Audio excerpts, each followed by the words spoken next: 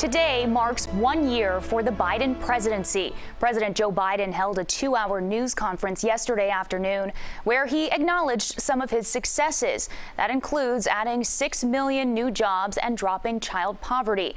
But President Biden has an approval rating which has fallen 17 points since taking office.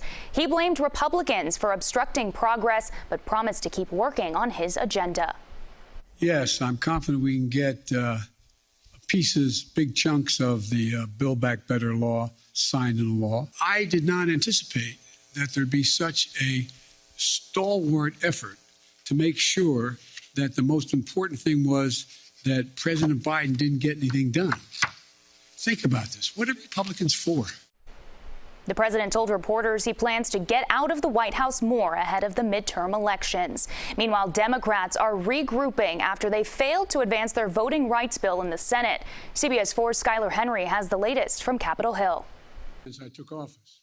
President Biden says he'll continue to push for voting rights, even though the legislation failed in the Senate Wednesday night. He said, "I'm profoundly disappointed that the United States Senate has failed to stand up for our democracy.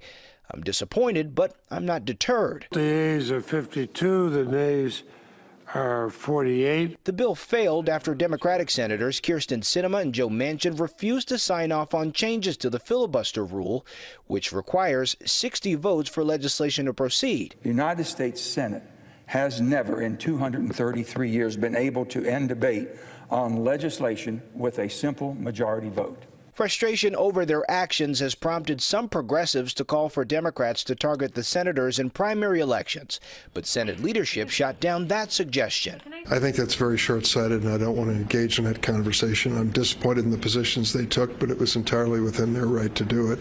In a 50-50 Senate, we value every member.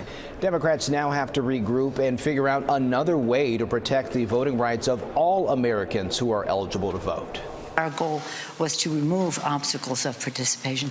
Instead of what the Republicans are doing is to put up obstacles for participation. So the fight for voting rights continues. We will not relent. The fight goes on. But Republicans remain steadfastly opposed to federal changes to election laws. This is not a problem. Turnout is up, biggest turnout since 1900.